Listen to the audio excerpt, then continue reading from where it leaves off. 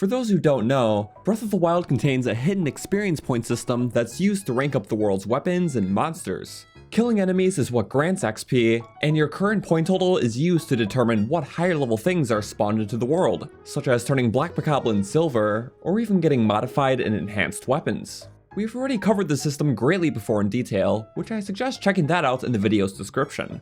But the most unfortunate thing about this system is that since all this info is hidden from the player's sight, there's no convenient way to check your current XP count to benchmark your progress and how everything's scaled.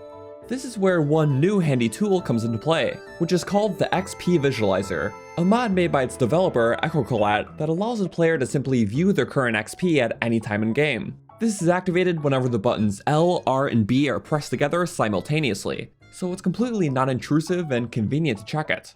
Alternatively, there's a version available that is activated by selecting the XP tool given in the weapon bar, as the button combo method may not work for all configurations of the game, and both are separate downloads. But when it's used, this tool not only tells you your current XP, but it also tells you when you pass an XP threshold that ranks up monsters from one type to another, which includes bokoblins, moblins, Lizalfos, Lynels, and even Yiga.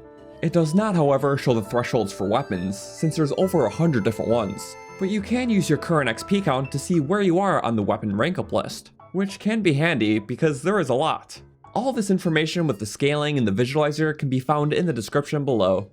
But now that player experience points can be visualized, what if we were to take this a step further? What if the XP system pre-built into the game was enhanced to turn Breath of the Wild into a proper RPG? So not just using XP to enhance the world with these levels, but also the player's strength on top of that. Well, welcome to Breath of the Wild RPG, developed again by Echocolat, which is a phenomenal overhaul to this game's progression system meant to streamline and enhance key features of Breath of the Wild's gameplay. And let me show you all how this works. If there's two main breakaways between an adventure game like Zelda and an RPG game like, let's say, Skyrim, it's 1, the prominent experience point / leveling system to power up the player, and 2, the focus on letting players enhance specific playstyles over others, and this mod captures both of these things very well. For the XP point system, there are now player levels that will be granted when enough experience points, or XP, is earned, that can be checked at any time using the XP visualizer that comes with the mod. Your level 1 is at 20 points, level 2 at 50, level 3 at 100, level 13 at 800, and the max level 33 is at 12,000. They get exponentially higher due to later game enemies dropping bigger bunches of XP.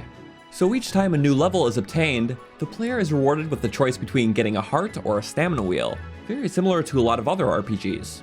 The reason why the max level is 33 is because that's when the final reward is granted for the player to reach a max 30 hearts and 3 stamina wheels, as all hearts and stamina are now obtained from this system, minus the exception of the 4 Divine Beast heart containers, which are all still obtained normally.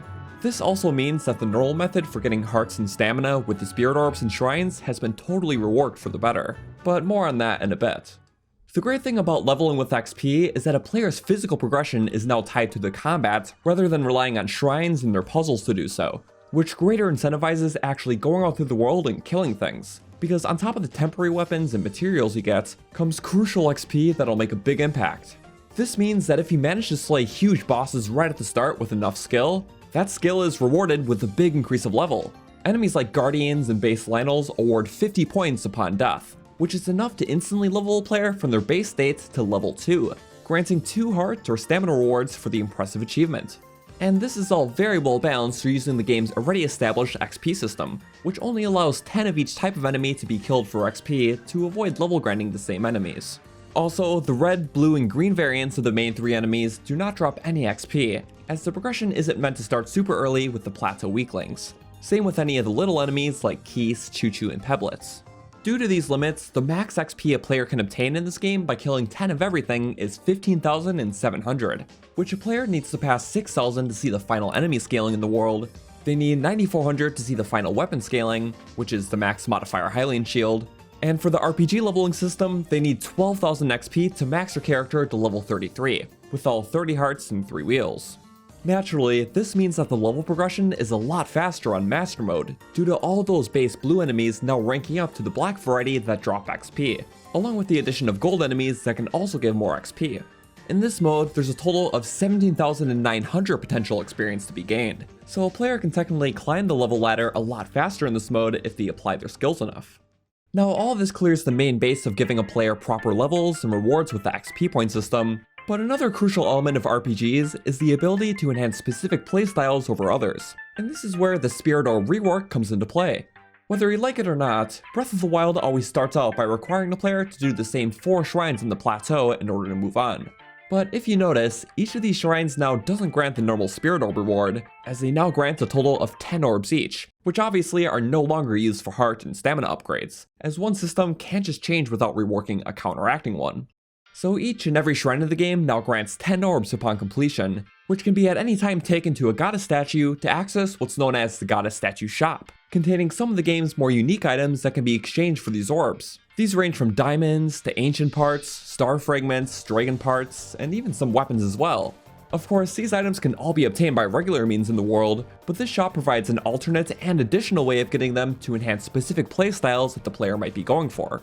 Like, let's say you want to do an ancient focus run of Breath of the Wild. So buying the cores and giant cores will help you get kickstarted with the ancient armor and weapons you get from Robbie's lab. Things such as the star fragments and dragon parts are super crucial when it comes to upgrading sets like the Hero of the Wilds and a ton of the amiibo gained armors, as it can cost dozens of these fragments and shards to max these sets out, which is normally unrealistic.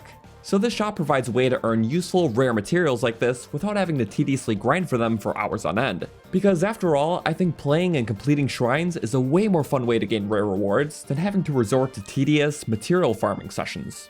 And that's what the Spirit Orb system helps to achieve, making sure whatever you're working towards in the game is fun and varied, and these rewards are just the tip of the iceberg.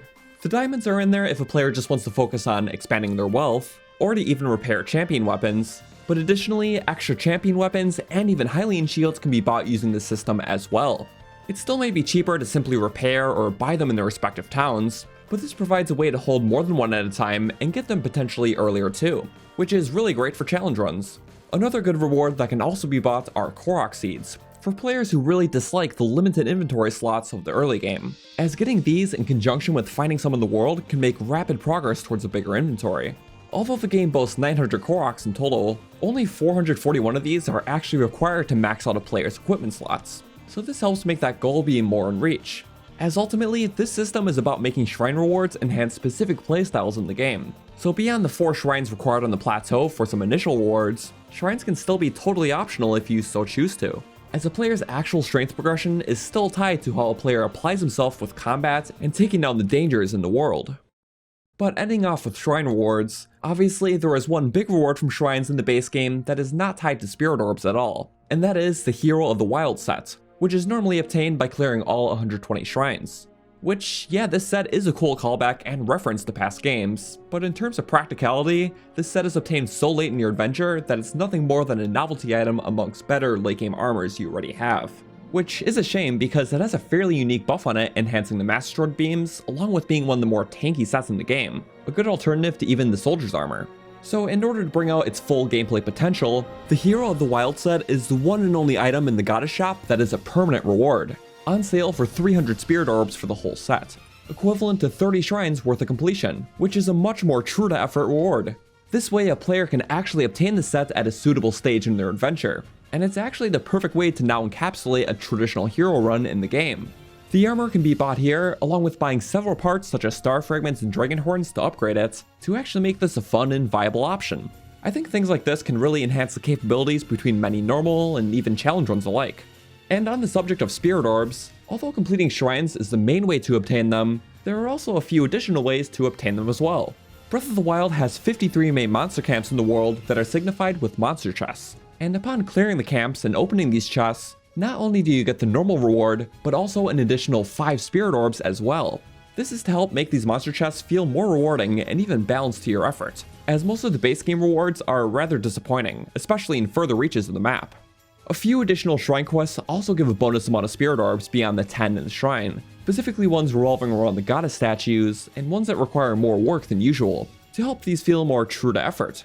And finally, since the base reward for completing all 120 shrines has been reworked into the Spirit Orb shop, the new reward for this is equivalent by granting a total of 300 orbs to the player, enough for them to obtain the armor if they haven't done so already. And if the player has obtained the set prior to this, That just means that they have 300 orbs to spend at their own will and just use it for whatever broken late game things they want. So in total, there are 2120 orbs that can be found in the game between everything, 1590 of which tied to the game's shrines, and 530 tied to the game's enemy camps. So really use these rewards how you best see fit in your adventures. If you have a means to play the RPG for yourselves, definitely feel free to share your experiences or even just thoughts about it. Full credits and information about the Breath of the Wild RPG mod can be found in the description below. Echocolat was the sole developer on the project, and I help with the testing, along with input on the Spirit Orb rework and balancing its various rewards. But anyways, thank you all so much for watching this overview on the Breath of the Wild RPG project.